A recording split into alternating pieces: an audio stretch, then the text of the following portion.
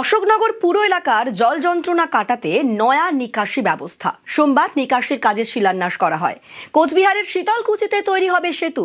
খুঁটামারা নদী পারাপারের জন্য সেতু তৈরি করবে উত্তরবঙ্গ উন্নয়ন দফতর। উত্তর দিনাজপুরের গোয়ালপুকুরে তৈরি হবে পথশ্রীর রাস্তা।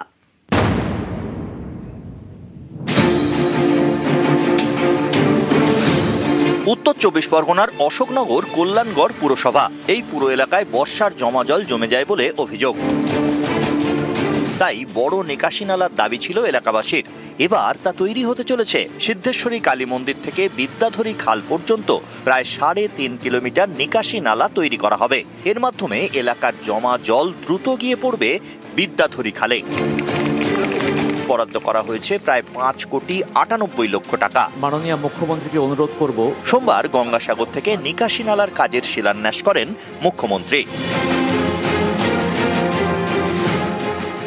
নতুন বছরে 2026 সালের এটা আমরা একটা বিরাট বড় উপহার পেলাম। এটার জন্য আমরা আপ্লুত এবং আমরা আনন্দিত। আমরা আশা রাখছি আগামী দিনে আমাদের এই যন্ত্রণা থেকে আমরা মুক্তি পাবো। মাননীয় মুখ্যমন্ত্রী আমাদের খুব বড় একটি উপহার দিলেন, আমাদের এই জল যন্ত্রণা থেকে মুক্তি দিলেন।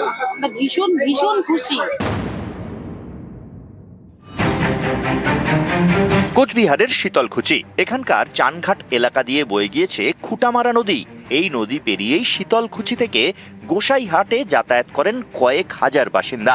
নদী পারাপারের জন্য কোনো ব্রিজ নেই, হেঁটেই পেরোতে হয় নদী। বর্ষায় জল বাড়লে ভোগান্তি চরমে।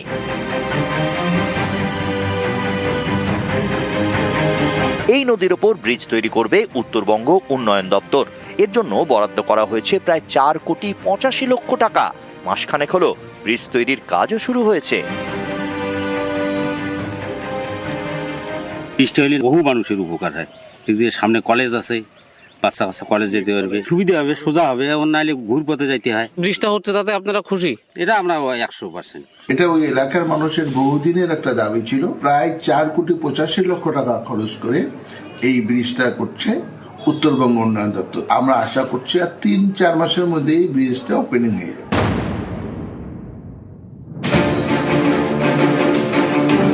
উত্তর দিনাজপুরের গোয়ালপুকুর, এখানকার মৌহা পঞ্চায়েত এলাকার খানকা থেকে বড়বিল্লা পর্যন্ত প্রায় 2.5 কিলোমিটার রাস্তা খারাপ।